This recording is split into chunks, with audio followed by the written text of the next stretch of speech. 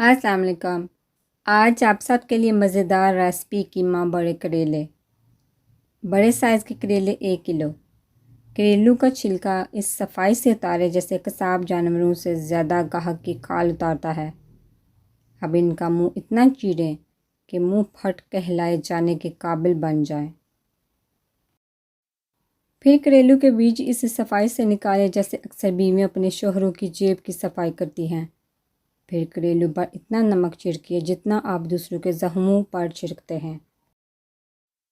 अब पहले से तैयार कीमा करेलू में बड़े ऐसे बड़े जैसे अक्सर बीवियाँ अपने शोहरों के कान भरती हैं।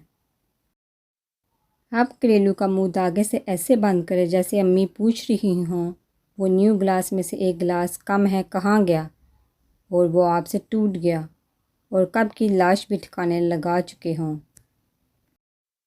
अब ऑयल को खूब गर्म करें। जब वो हज़ियान बकने लगे तो करेलू को उसमें डालें और इतना जलाएं जितना आप दूसरों की खुशियों से जलते हैं। लीजिए कीमा बड़े करेले तैयार हैं।